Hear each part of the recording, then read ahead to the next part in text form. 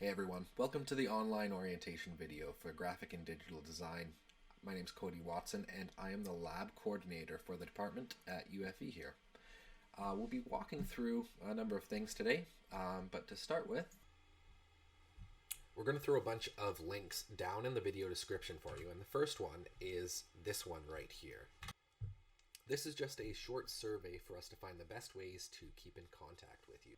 One of the ways that we like to keep in touch with you all is through our Facebook group, and we have a private Facebook group that we'll put the link in the video description as a place to connect and share a lot of great information. The other lab tech that we have is Michael Barker. He's usually on the Abbotsford campus when we meet in person, and he is another great resource for tech questions and help with your MacBook. So what are we doing today? We're going to go over a couple things of setting up and making sure everything is ready in your MacBook for your classes. So one of the first things that we wanted to touch on was the actual space that you're going to be working and or studying from. Time management is going to be very key, as this is a very intense program. It's going to be 40 to 80 hours a week. There might be times when you are overwhelmed by your work, but we are here to help.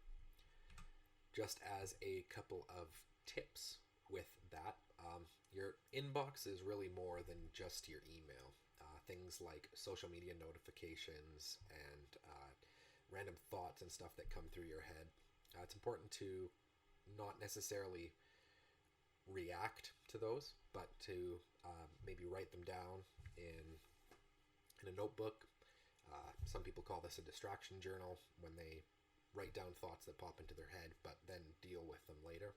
In terms of actually where you're going to be doing your classrooms, you do need a place to kind of get in the zone with that.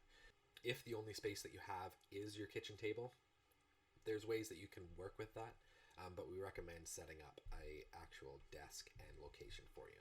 Now, something that won't become apparent right away is when you're working on your computer for hours and hours and hours, is if you're just working on your laptop on a flat surface, you kind of have to look down, your neck is forward, and it's not the best angle to be working at for hours on end. One of the ways that we recommend to do that is, rather than to look down at your laptop, is to get your laptop up.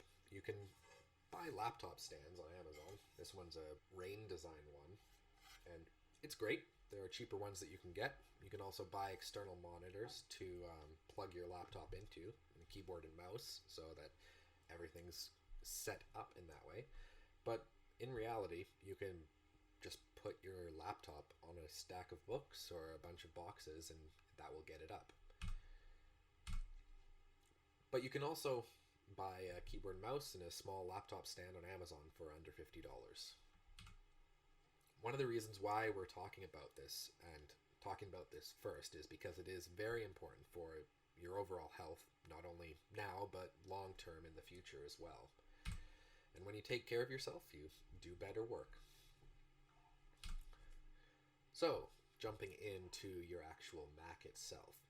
I did send out an email a couple times to remind you about a few things to do to set up your laptop, but the first thing that we'll want to check to make sure it was either done, or we can do it now, is naming your Mac. So, from the desktop here, I can go up to the Apple icon at the top and click on System Preferences.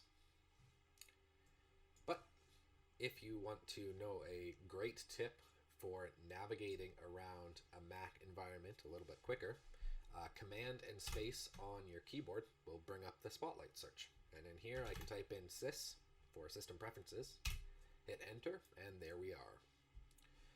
So, to name your Mac, if you go under the sharing icon here, we can see this computer is named with GDLM and a serial number. But what I'm going to do is delete this out and make sure that it has my name in there instead. Yours might just say MacBook Pro or something along that lines, but just make sure that you have your name in there at the minimum. But if you want, is name it with GDD 2020 and first name, last name. FileVault is something else that's important to check. So if we jump back into our system preferences, and if we go to security and privacy, and under the FileVault tab here, we can see that right now I have it turned off. Now, when you were first setting up your laptop, you might have been prompted to turn it on. If you did turn it on, we'll want to turn that off now. There's a number of reasons why that you want to turn this off. Basically, if your hard drive ever dies and this is turned on, there is no way to recover the data that's on your computer.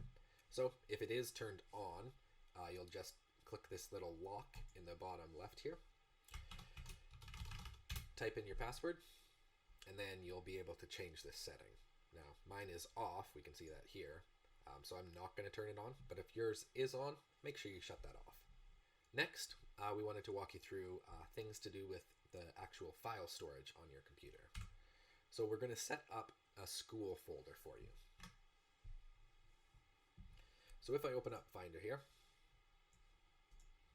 so if I go into my documents folder here, I'm going to create a new folder for our So the first thing that we're going to do is create a new school folder here.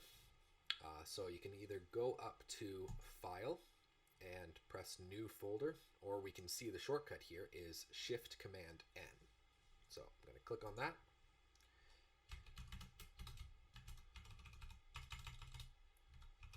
And I'm going to call it GDD School Folder. Double click on that to go inside, and I'm going to create all the folders that are for a standard first semester here. So we have GD 101, we have GD 154, GD 157, GD 159, and VA 113. So here we have all these folders, but they're hidden in your documents folder here.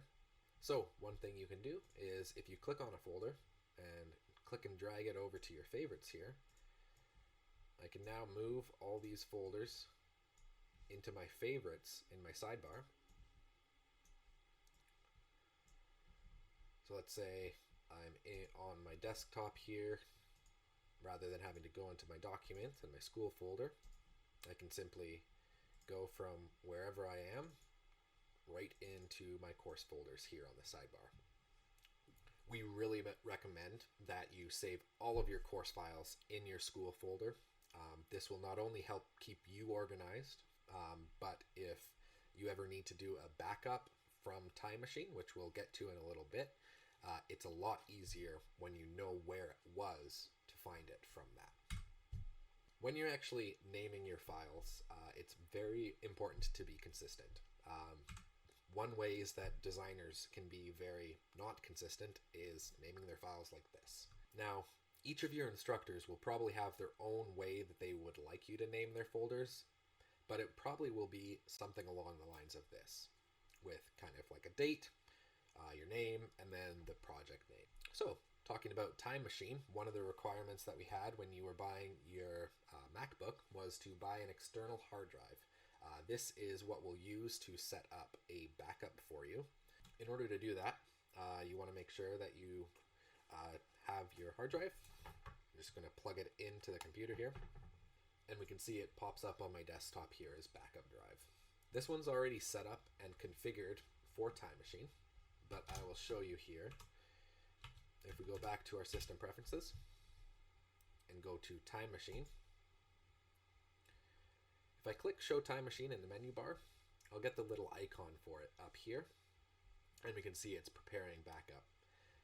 When you first plug in a brand new hard drive, usually you'll get a prompt that will show you, hey, do you want to use this as a backup drive through Time Machine? And you can do that. Or if you plug in your drive, if you press Select Disk, you can choose the hard drive that you just plugged in to do that. Now, if you've never done a backup before, or if you haven't done a backup in a while, it will take a significant amount of time to actually get it going, to get that initial backup set up.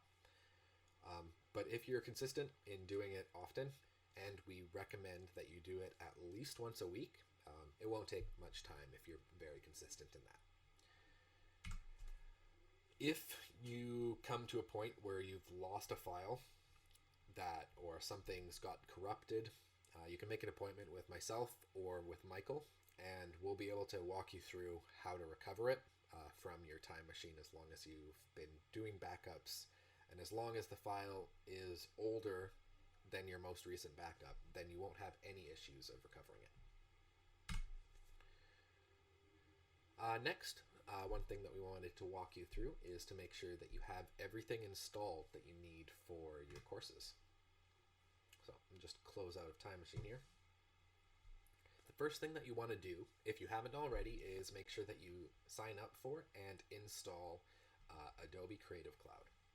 If you go to creativecloud.adobe.com/apps, you'll be able to see all of your apps that are installed on your computer, and down below you can see more to install. So let's say that I want to install Adobe XD. I simply press install. Next, you'll want to download and install Universal Type Client. So if you go to the link here, we'll get a download. And we can see here in our downloads folder, we've got Universal Type Client 704 package. Just going to double click on that and go through the install process.